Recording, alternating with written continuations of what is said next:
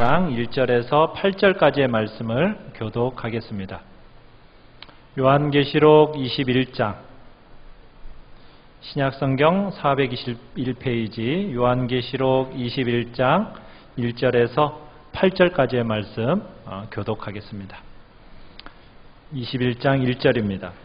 또 내가 새 하늘과 새 땅을 보니 처음 하늘과 처음 땅이 없어졌고 바다도 다시 있지 않더라.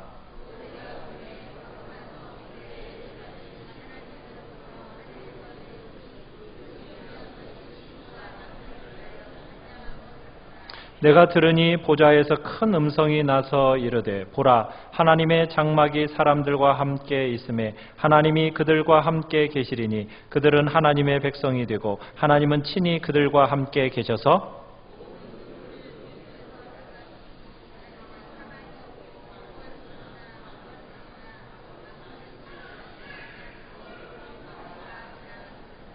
보좌에 앉으신 이가 이르시되 보라 내가 만물을 새롭게 하노라 하시고 또 이르시되 이 말은 신실하고 참되니 기록하라 하시고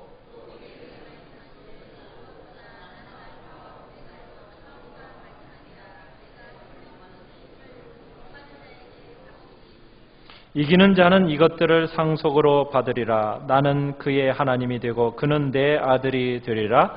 그러나 두려워하는 자들과 믿지 아니하는 자들과 흉악한 자들과 살인자들과 음행하는 자들과 점술가들과 우상 숭배자들과 거짓말하는 모든 자들은 불과 유황으로 타는 못에 던져지리니 이것이 둘째 사망이라. 아멘. 오늘 말씀의 제목은 새 하늘과 새 땅이라는 제목으로 말씀을 나눕니다. 우리가 요한계시록 17장부터 지금까지 보았던 흐름을 한번 생각해 보고자 합니다. 17장, 18장, 19장 초반부에 걸쳐서 음녀 바벨론이 멸망하는 장면을 보았습니다. 어떻게 보면 성도들의 가장 큰 아픔이요 대적 중에 하나인 이 세상 음녀가 심판을 받게 된 거죠. 자, 그리고 19장, 20장에 들어오면서 적그리스도와 거짓 선지자가 불못에 던져지게 됩니다. 그리고 20장에서는 마귀가 불못에 던져지고요. 사망과 음부가 불못에 던져집니다. 그리고 마지막으로는 불신자들과 주님을 거역했던 그 백성들이 마침내 불못에 던지우게 됩니다. 그래서 17장부터 20장 마지막까지 계속해서 이 세상에서 하나님의 거룩한 뜻과 진리를 거역해왔던 모든 악한 세력들이 진멸되어지는 거예요. 음녀 바벨론, 적그리스도, 거짓 선지자, 마귀, 사망, 음부, 그리고 마침내는 불신자까지 모두 심판에 넘겨지는 장면. 그것이 바로 20장까지 계속 반복되어 일어났습니다. 자, 이런 모든 악한 세력들에 대한 심판, 여러분 그 심판 자체에 목적이 있는 걸까요? 그건 아니죠. 심판 자체에만 목적이 있는 것이 아닙니다. 모든 악과 폐역들이 다 제거된 다음에는 어떤 일이 기다리고 있을까요? 그리스도 사역의 가장 적극적이고 놀라운 결과들이 등장하게 되는 겁니다. 그러니까 지금까지 심판과 모든 악에 대한 진멸은 어떻게 보면 더 적극적으로 예수 그리스도께서 이 땅에 가져오실 긍정적이고 바른 결과들을 위한 거라는 거 우리는 생각해야 됩니다. 자, 그러면 첫 번째 어떤 결과가 우리에게 나타난 걸까요? 1절을 보시면은 자, 뭐가 나타나게 됩니까? 새 하늘과 새 땅이, 온 세상이 새롭게 됩니다. 우리가 살아가는 이 세상이 완전히 새로운 세상으로 바뀌게 된다는 겁니다. 그러니까 예수 그리스도의 사역은 그저 우리에게 구원을 주는 것만이 아닙니다. 그것으로 끝나는 게 아니에요. 주님이 우리에게 정말 주고 싶어 하시는 궁극적인 건 뭘까요? 온 우주와 온 세상의 회복입니다. 새로운 세상이 이 땅에 만들어지는 거예요. 자, 우리 1절 우리 다시 한번 읽어봅시다. 시작. 또 내가 새 하늘과 새 땅을 보니 처음 하늘과 처음 땅이 없어졌고 바다도 다시 있지 않더라. 자, 새 하늘과 새 땅이 모든 악이 진멸된 그 자리에 내려오고 있습니다. 자, 그런데 왜 새하늘과 새 땅이라고 부르는 걸까요? 이유는 뭐라고 얘기합니까? 처음 하늘과 처음 땅이 없어졌기 때문이다. 우리가 살아가는 이 하늘, 이 땅, 이 바다가 어떻게 된다고요? 다 없어져 버린대요. 새 하늘과 새 땅이 만들어졌다. 자, 그러면 이 새 하늘과 새 땅을 본다라는 이 구절을 해석해 주는 구절이 5절입니다. 우리 5절로 한번 가보겠습니다. 자, 5절을 읽어봅니다. 시작. 보좌에 앉으신 이가 이르시되 보라 내가 만물을 새롭게 하노라 하시고 또 이르시되 이 말은 신실하고 참되니 기록하라 하시고. 자, 여기서 보면은 새하늘과 새 땅이 보여지는 계시를 보면서 하나님의 음성이 들리는데 만물을 어떻게 한다? 새롭게 하노라. 여러분, 이 새롭게 한다라는 이 단어가 독특한 단어예요. 질의 특성이 새로워지기 시작한다, 이런 말입니다. 여러분, 우리가 보고 있는 이 하늘과 하늘이 어떻게 된다는 걸까요? 완전히 그냥 하늘이 없어져 버리고 완전히 근원과 본체가 새로운, 전혀 다른 새로운 것이 생긴다라는 뜻일까요? 여러분, 그것이 아닙니다. 있는 것의 질과 특성이 달라졌다라는 의미에서 만물을 새롭게 하노라라는 이 새롭다라는 단어가 쓰여지는 거예요. 그러니까 하늘 자체가 완전히 사라지고 이상한, 우리가 전혀 경험해보지 못한 새로운 그런 하늘이 생긴다는 게 아니라 하늘은 그대로 있는데 이 하늘이 어떻게 된다고요? 지금 하늘과 완전히 다르게 성질과 특성이 바뀌어서 새하늘과 새 땅이라고 부를 정도로 바뀌어지는 그런 새로움입니다. 여러분, 우리 주님이 부활하셨어요.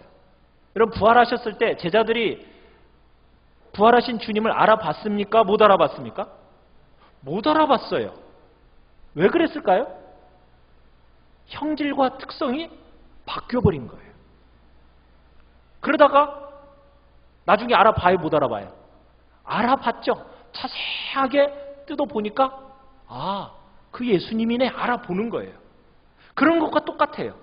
새하늘과 새 땅이라는 것도 뭐 지금의 세계가 완전히 허물어지고 없어지는 게 아니라 이 땅에 있었던 하나님의 진노와 저주의 상징이었던 가시, 엉겅퀴, 또 죄와 죄로 말미암아 만들어졌던 질병과 또 다툼과 사망과 눈물과 고통과 이 땅의 모든 오염과 수많은 왜곡과 고통들이 다 어떻게 된다고요? 이 모든 흔적들이 다 태워져서 없어져 버리고, 어느 정도로 없어져 버리느냐? 새로운 하늘과 새로운 땅처럼 완벽하게 달라져 버린다는 얘기입니다. 그러니까 이 세상이 비록 죄가 들어와서 깨트려 놓고 왜곡시켜 놨어요. 그럼에도 불구하고 여러분, 이 땅은 누가 만든 세상입니까? 하나님께서 만드신 세상이에요. 죄가 들어오면서 온갖 오염과 깨트려짐이 생겼죠. 이렇게 폭염이 된 것도 다 인간의 죄로 말미암아 이루어진 현상들 아니겠어요? 그럼에도 불구하고 이 세상에는 여전히 뭐가 남아있습니까? 하나님의 흔적이 남아있어요. 그렇기 때문에 완전히 멸절되어 없어진다. 여러분, 그렇게 새하늘과 새 땅을 그렇게 볼 게 아니라는 거예요. 그날에는 모든 죄와 죄로 말미암은 그 비참함이 다 사라지고 상상할 수 없는 그 아름다움들이 우리 눈앞에 펼쳐지게 될 거라는 것을 오늘 새하늘과 새 땅을 통하여 우리에게 보여주고 있는 겁니다. 하나님이 원래 창조하시면서 우리에게 주고 싶어 했던 그 만물의 형상과 모양과 형태를 그대로 다 회복시켜내는 거예요. 그러면서 아름다움의 본체가 드러나게 되는 것. 완벽한 세상을 우리가 직접 보게 될 거라는 겁니다. 우리가 살고 있는, 지금 살고 있는 이 옛 하늘, 옛 땅이 완전히 새신되고 갱신되고 회생되는 것. 그것이 바로 새 하늘과 새 땅이라고 오늘 본문에서는 우리에게 얘기하고 있는 거예요. 타락과 죄로 더럽혀지고 왜곡되어졌던 이 첫 번째 목적이 다시 한번 회복되면서 온갖 아름다움과 존귀들이, 만물들이 회복되는 거예요. 하나님이 보시기에 참 좋았더라. 이 말씀하셨던 그 세상이 완전히 우리로 하여금 함께 볼 수 있도록 회복되는 그 새하늘과 새 땅이라고 오늘 본문은 얘기하고 있는 겁니다. 자, 그런데 뭐는 없어졌더라 얘기하고 있죠? 1절에 보니까 뭐가 없어졌대요? 바다는 없어졌더라. 바다가 다시 있지 않더라. 그러면은 새하늘과 새 땅엔 바다가 없다는 얘기일까요? 그 얘기가 아니겠죠.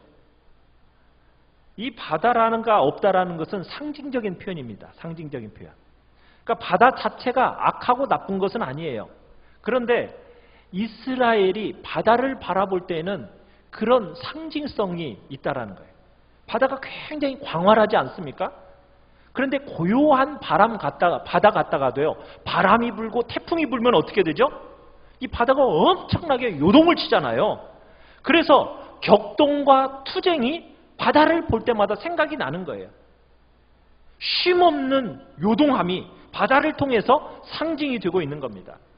그래서 바다가 상징하는 게 뭐예요? 바로 불안, 투쟁, 격동, 분리, 쉼없는 수고로움, 이런 것들을 상징하는데 새하늘과 새 땅에서는 이런 것들이 다 어떻게 된다고요? 다 사라진다. 그 땅에는 더 이상의 그런 게 없어요. 우리가 요한계시록 13장에서 적그리스도인 짐승이 어디에서부터 올라왔다고 되어 있습니까? 바다에서부터 올라왔다 이렇게 되어 있어요. 바다에서부터 올라온 이 적그리스도가 성도들을 가장 미혹하고 상도들에게 정말 순전한 신앙생활을 하지 못하도록 했던 첫 번째 원수였거든요. 그런데 그런 것들이 다 어떻게 되어진다? 다 사라진다. 온전한 조화와 하나됨과 안전함만이 새로운 창조 안에 있다라는 것을 이야기하고 있는 겁니다. 제일 먼저 모든 만물이 다 새로워집니다. 자, 그 다음에 어떤 일이 있을까요? 여러분, 온 세상을 새롭게 하시는 이유가 뭘까요? 그 이유가 뭐예요? 온 세상이 새로워지는 것은 무대를 만드는 거예요. 무대. 그러면 만들어진 무대 위에 누가 등장합니까? 누가? 성도와 교회가 완전한 회복 가운데 등장을 합니다. 회복된 새로운 만물의 제일 주인공, 핵심, 만물의 회복의 정점, 거기에 무엇이 있다고요? 바로 성도와 교회, 사람의 회복이 있습니다. 여러분, 만물의 회복보다도 더 중요한 것이 바로 교회의 회복이에요. 교회가 모든 만물의 주인공으로서 등장하게 됩니다. 1절부터 우리가 8절까지 보면은 거기에는 회복된 만물과 교회를 보고요.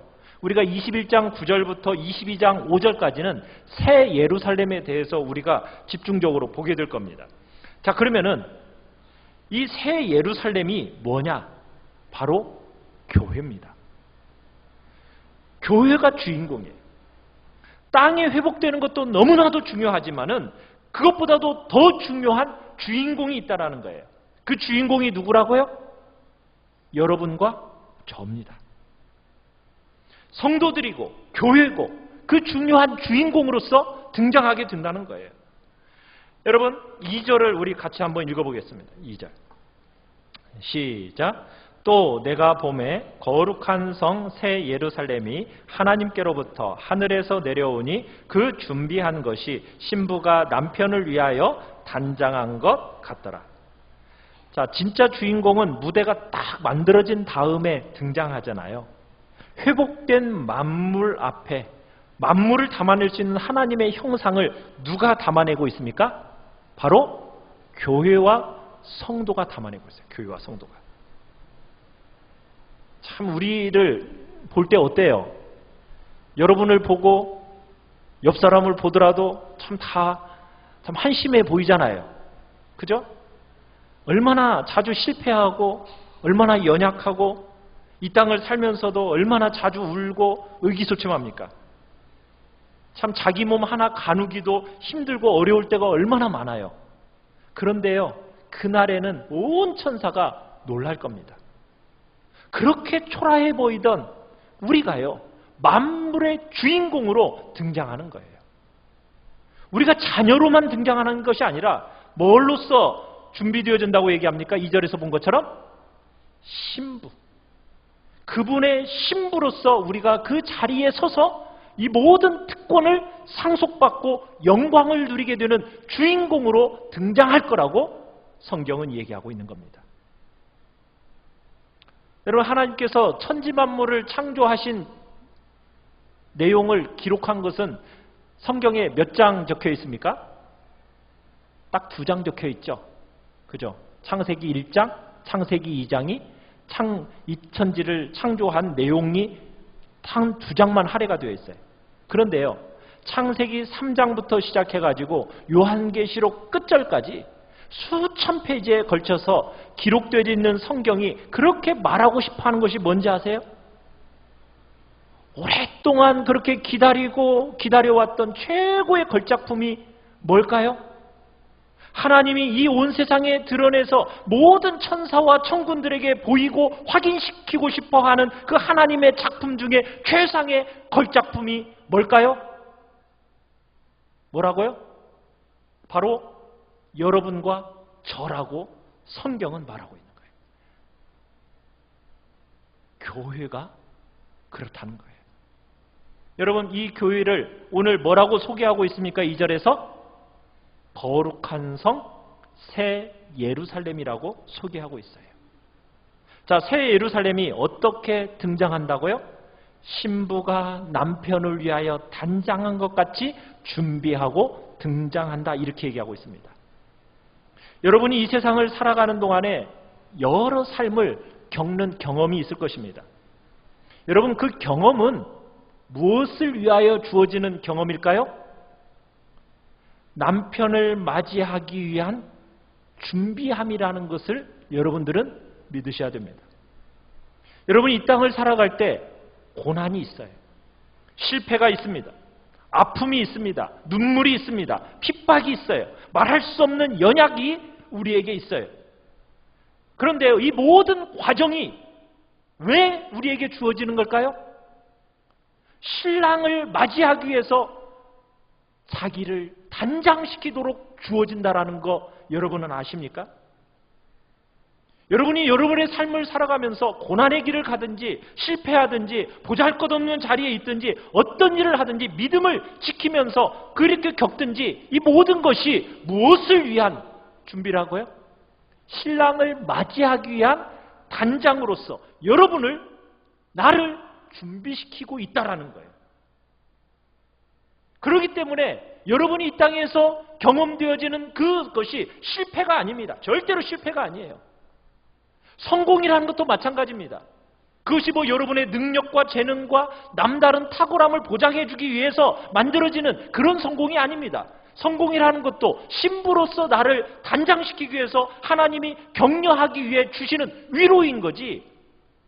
여러분, 우리의 마음을 끝없이 단장시켜서 하나님 앞에 정말 자신을 더 정결한 신부로 드리기 위해서 예비하는 훈련을 하도록 만들어지는 것이 우리에게 주어지는 모든 경험이라는 거예요. 여러분이 형통하십니까? 여러분에게 직분이 주어지셨어요? 여러분이 뭔가를 성취하셨습니까? 여러분, 그러면은 그것 자체로 절대로 만족하면 안 됩니다. 이 땅에 있는 모든 것들이 뭘 위한 재료라고요?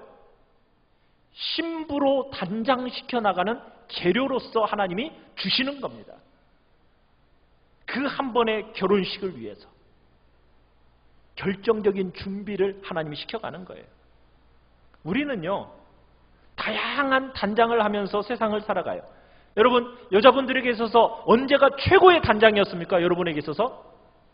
그렇죠. 결혼식 날이었죠. 신부의 단장이 여러분의 인생에 있어서 최고의 단장이었듯이 우리를 기다리고 있는 이 혼인 예식을 위한 단장이 여러분이 이 땅을 살아가는 동안 성도들에게 가장 중요한 가치요 목표라는 거예요. 성공이든 실패든 이 땅에서 일어나는 뭐하는 일들에 여러분이 많은 의미를 두어서 여러분이 그저 이 땅에서 세월을 침체하고 실망하고 기뻐함에 빠지지 않도록 여러분들을 딱 지키셔야 돼요.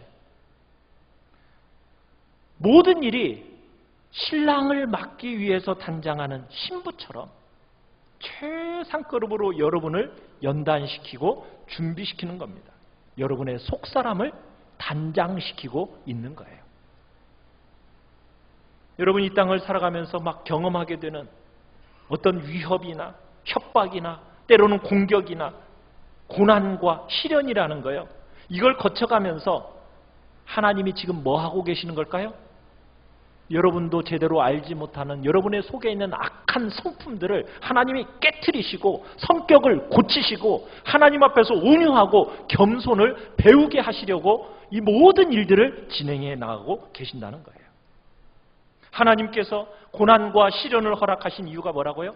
여러분의 속사람을 깨트려서 성령과 은혜의 능력으로 여러분을 새롭게 단장시켜서 겸손하고 온유하고 참된 아름다움으로 여러분의 속사람을 단장시키는 거예요. 여러분 그렇기 때문에 절대로 고난 앞에 낙심하지 마십시오. 감당할 수 없는 그 아픔, 실패와 아픔 때문에 절대로 불행으로 여기지 마십시오. 그 불행이 아닙니다. 하나님이 여러분을 단장시키기 위해서 최상의 선물로 여러분들에게 주신 거예요. 여러분이 이 땅을 살아가면서 겪는 그 아픔과 고난은 하나님이 여러분을 단장시키기 위한 최고의 선물로 주셨다라는 것을 여러분들이 기억하시길 바라요.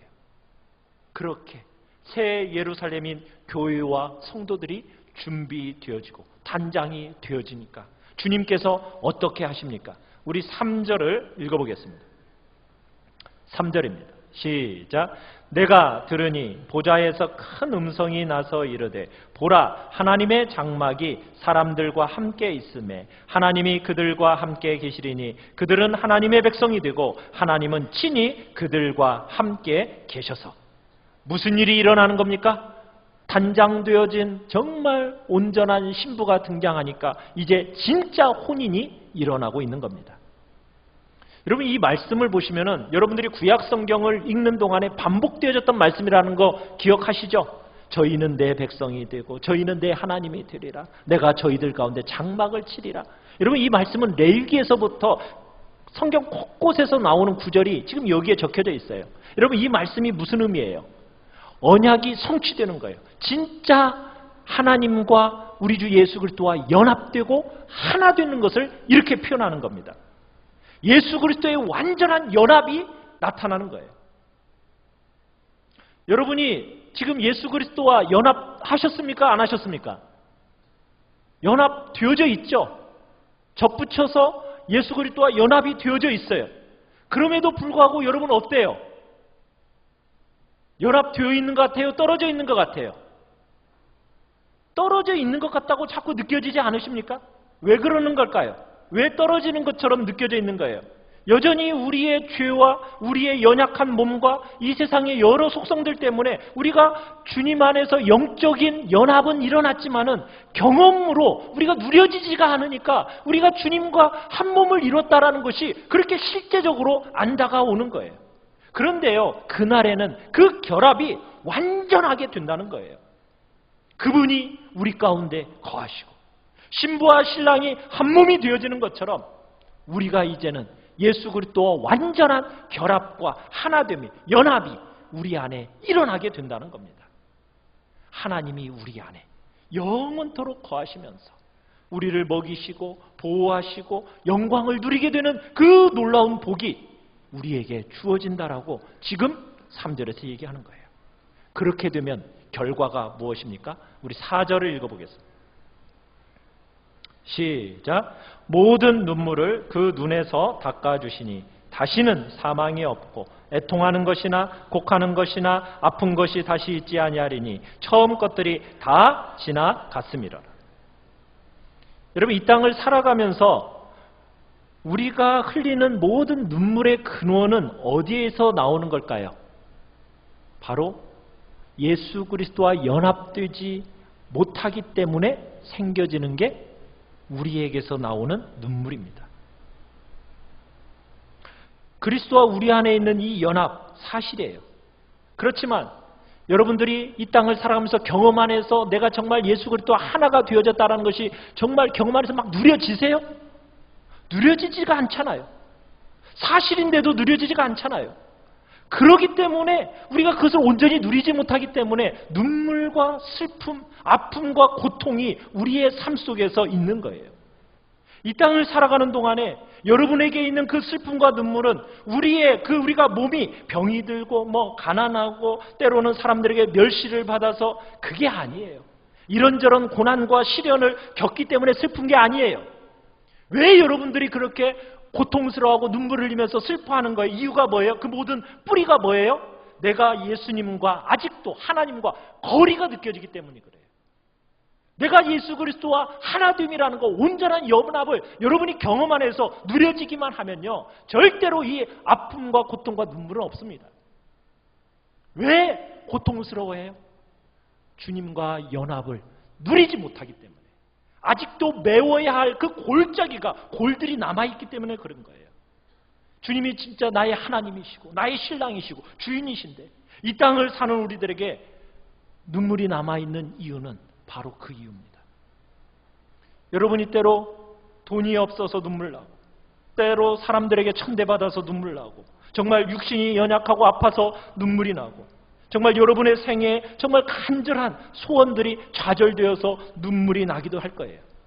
그렇지만요, 잠시 있다가 없어질 것에 여러분의 마음을 맞추지 마십시오. 눈물이 난 것, 여러분 그 눈물이 여러분이 어디로 데려가야 되는 겁니까? 주님이 오셔서 여러분 가운데 장막을 치시고 주님과 다시는 떨어지지 않는 그 복된 자리로 우리를 이끌어줄 것에 대한 여러분 그곳에 마음을 두는 거예요. 예수 그리스도와 온전한 연합과 예수 그리스도와 온전한 하나됨, 여기에 회복을 바라보면서 여러분들이 나가야 되는 거예요. 그때 여러분의 눈물과 아픔들이 거두어지는 거예요. 사랑하는 성도 여러분, 여러분들이 이 땅에서 눈물을 흘릴 때 꼭 기억하시길 바랍니다. 다시는 눈물 흘리지 않을 때가 옵니다. 그러면 눈물을 흘릴 때 어떤 눈물을 흘려야 될까요? 여러분의 그 육신의 한 몸이 평안하지 못해서 흘리는 눈물이어야 될까요? 아니죠. 그 눈물이 주님의 나라의 기억되심이 되는 그런 눈물이어야 되지 않겠어요? 하나님의 그 병에 담겨지는 눈물이 돼야 되지 않겠어요? 여러분이 그냥 슬픔을 경험할 때 그저 그 슬픔에 함몰되는 그런 자리에 있는 것이 아니라 하나님께서 나를 손색 없는 신부로 단장시켜 놓을 줄 알고 소망이 있는 그런 눈물을 여러분들이 흘리시길 바라요. 마지막 날에 그래, 내 눈물을 내가 보았다. 여러분 그 말씀하실 때 부끄러움을 느끼지 않을 그런 눈물을 흘려야죠. 그저 나의 육신의 한 몸을 위해서, 오직 나 하나를 위해서 흘리는 그 눈물은 너무나도 유치하지 않겠습니까? 여러분 이 모든 일이 일어나는 일의 주인이 누구이십니까? 무대를 배설하시고 그 무대의 주연 배우로서 여러분과 저를 세우셔서 감독하시고 주인 되신 분이 누구이실까요? 바로 하나님 자신입니다. 우리 6절을 같이 한번 읽어보겠습니다. 주인이신 하나님이 어떻게 말씀하시는가? 6절입니다. 시작. 또 내게 말씀하시되 이루었도다. 나는 알파와 오메가요 처음과 마지막이다. 내가 생명수 샘물을 목마른 자에게 값없이 주리니. 여러분 주님이 뭐라고 말씀하셨어요? 또 내게 말씀하시되 뭐 했다? 이루었도다. 여러분 이루었도다 하면은 무슨 구절이 생각이 나요? 십자가에서 예수님이 마지막으로 하신 말씀이 뭐예요? 다 이루었다. 그죠? 여러분 그 말씀이 생각나지 않으세요? 그 이루었다라는 말씀을 성부께서 다시 반복하시는 거예요. 이루었다. 뭘 이루었다는 걸까요? 아들이 십자가 위에서 다 이루어 놓은 그것이 새하늘과 새 땅 위에서도 그대로 다 이루어지는 거다. 주님께서 우리를 향하여 흘리신 그 보혈의 능력이 하나님의 계획과 목적 한치의 어긋남도 없이 그대로 목적을 다 성취하도록 만들어 놓았다. 마침내 때가 되면 이루어진다. 여러분, 더 남은 것이 없이 완벽하게 이루어진다라는 것을 지금 성부께서 말씀하시는 겁니다. 그러면서 뭐라고 얘기해요? 이 모든 일들이 주님의 손에 붙들려 있는데 처음의 시작도 그분이 하셨다. 그래서 뭐라고 얘기하고 있습니까? 6절에서 나는 뭐다? 알파요. 여러분, 알파가 뭐죠? 헬라어에 처음 나오는 글자죠. 맨 처음에 나오는 글자가 알파입니다. 그 앞에 문자가 있어요? 없어요? 없어요. 제일 마지막에 나오는 단어가 뭐예요? 철자가 오메가입니다. 그 뒤에 어떤 문자도 없어요. 그러니까 주님이 제일 앞이신 거예요. 주님이 뭐예요? 또 맨 마지막이신 거예요. 그러니까 주님이 모든 것에 처음부터 마지막까지 모든 것들을 다 주관하시고 이루신다는 거예요. 여러분, 마지막이 하나님께서 허락하셔야만 되는 거예요. 여러분, 불신자들처럼 뭐 좌불안석의 말세에 대해서 막 그렇게 할 필요가 없습니다. 뭐 제3차 대전이 일어나는 거 아니야? 핵전쟁이 일어나는 거 아니야? 뭐 이러다가 뭐 어떻게 이 세상이 멸망하는 거야? 막 이런 식의 너무 불안해할 필요가 없어요. 왜? 하나님이 닫아야 닫혀지는 거예요. 하나님의 손에 있는 겁니다. 인간의 손에 있는 것이 아니에요. 사람이 잘못 판단해서 이 땅이 멸망하는 게 아니에요. 다 하나님이 주관하고 계시는 거예요. 다 하나님의 손에 달려있는 거라고요. 새하늘과 새 땅을 다 보여주시고 영광스러운 신부도 보여주시고, 여러분, 이 영광과 아름다움이 나타나는 그날에 제외되는 사람이 있습니다. 누가 제외될까요? 우리 8절을 한번 읽어보겠습니다.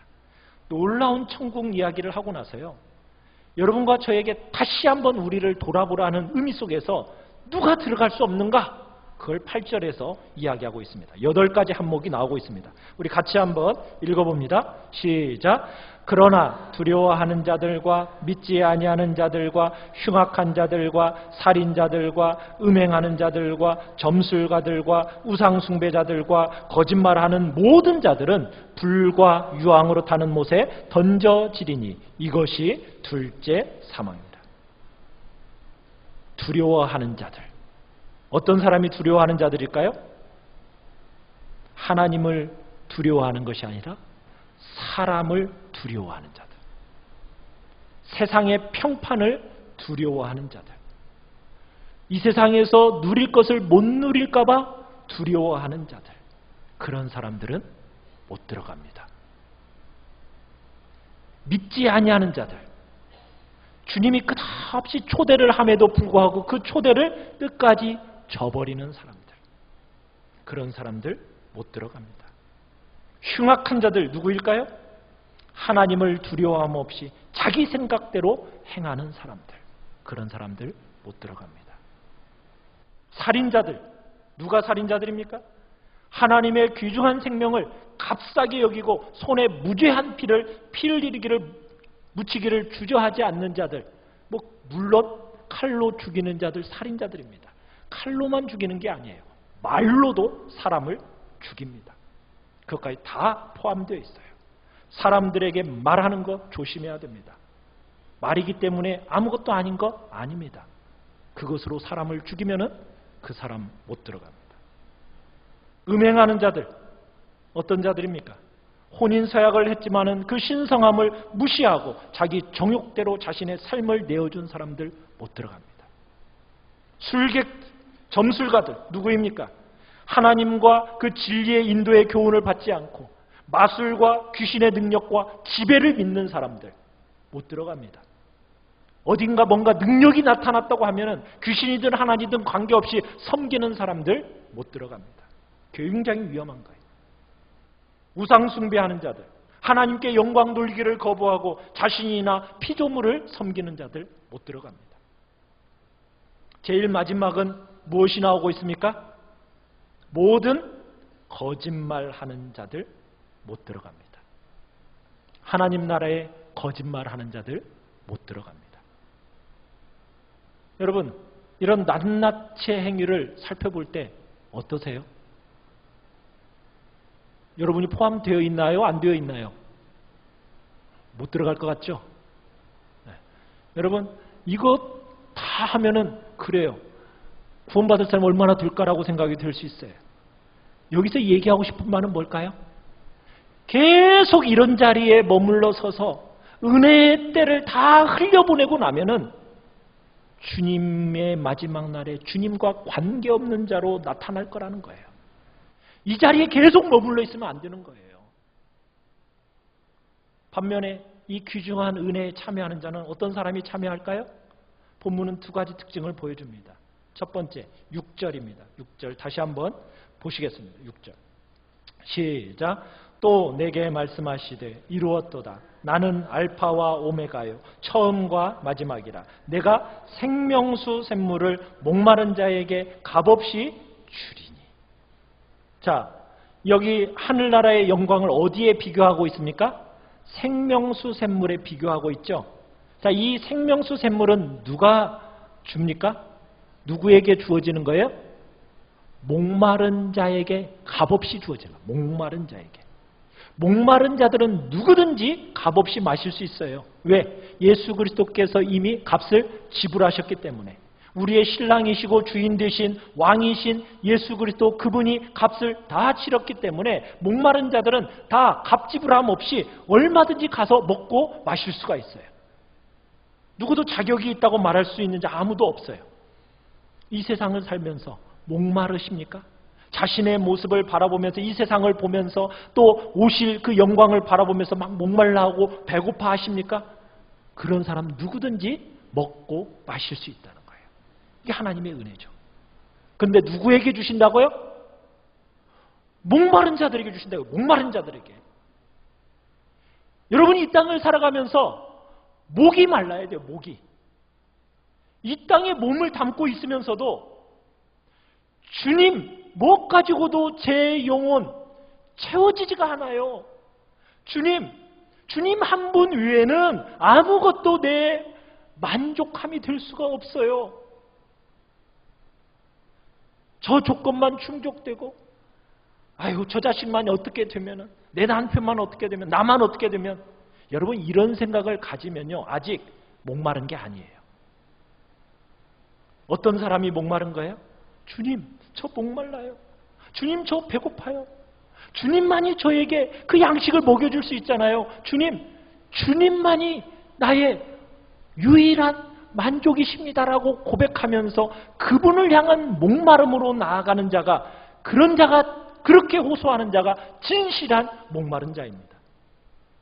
주님께서 그렇게 목마른 가운데 있는 자들에게는 영원한 생수의 물을 마시게 하신다는 거예요. 두 번째는 어떤 자들일까요? 7절입니다. 시작. 이기는 자는 이것들을 상속으로 받으리라. 나는 그의 하나님이 되고 그는 내 아들이 되리라. 어떤 사람입니까? 이긴 사람이 받게 됩니다. 여러분 이긴다는 말을 이 세상의 말처럼으로 여러분 해석해서는 안 됩니다. 그냥 강하고 뭐든지 잘 되고 잘하고 그렇게 생각하면 안 돼요. 능력이 있다는 말이 여기 이긴다는 말이 아닙니다. 이긴다는 말은 무슨 얘기일까요? 너무나 연약해요. 한계가 많아요. 그럼에도 불구하고 성령의 도우심과 능력으로 진리의 말씀으로 죄와 세상과 마귀를 이기는 것. 그걸 얘기해요. 이 땅을 살아가는 동안에 경험하는 그 모든 유혹과 핍박과 시련과 그 영적인 고단한 싸움들을 이기는 겁니다. 정욕과 탐욕에 여러분 굴복하지 않고 순전함과 거룩함을 쫓으면서 자신의 연약과 한계에도 불구하고 주님 안에서 이기는 겁니다. 그 이김이 누구에게 있습니까? 하나님의 은혜를 아는 자에게 있습니다. 믿음 안에 거하는 자가 이깁니다. 세상을 이긴 이김은 이것이니 너희의 믿음이니라. 여러분, 주님이 우리에게 허락하신 언약이 있습니다. 주님께서 여러분을 향하여 이루어 놓으신 주님의 놀라운 일들이 있습니다. 그것들을 붙드십시오. 그 붙들기 전엔 절대로 아무도 이길 수가 없는 거예요. 여러분이 아무리 경험하고 여러분들이 뭐 판단하고 체험을 했더라도요, 그거 가지고 이길 사람은 아무도 없습니다. 믿음으로 이기는 거예요. 믿음으로. 아직 성취되지 않았지만, 손에 잡혀지지는 않지만, 쥐어지지는 않지만 언약의 말씀 붙들고 믿음으로 이기는 겁니다. 그런 이긴 자가 뭐 하게 된다고요? 상속을, 그 나라를 상속받게 된다고요. 사랑하는 성도 여러분, 주님이 이 새로운 하늘, 새로운 땅 누구에게 주십니까? 목마른 자에게 주시는 거예요. 이긴 자에게 주시는 거예요. 그 땅을 향하여 목마름을 가진 사람들에게 여러분 그 땅을 주시는 겁니다. 천국은 침노하는 자의 것이라고 그러죠. 내가 정말 쟁취하고 싸워서 믿음으로 이기는 자가 그 천국을 소유하게 되는 거예요. 사랑하는 성도 여러분들은 새하늘과 새 땅에 대한 갈급함이 있으십니까? 정말 목마름이 있으세요? 아직도 여전히 옛 하늘과 옛 땅에 정말 여러분들의 마음을 두고 살아가고 있나요? 그러면 안 됩니다. 목말라 하셔야 됩니다. 새하늘과 새 땅에 대한 목마름이 있으셔야 돼요. 그리고 이 땅에서 정말 믿음으로 살아가셔야 됩니다. 그게 이기는 자들입니다. 우리 귀한 성도님들이 정말 새하늘과 그 새 땅의 영광, 여러분의 기쁨이 되는 그런 삶을 살아가는 복된 자리에 있기를 간절히 축원합니다. 우리 시간 같이 찬양하며 나아갑시다. 마음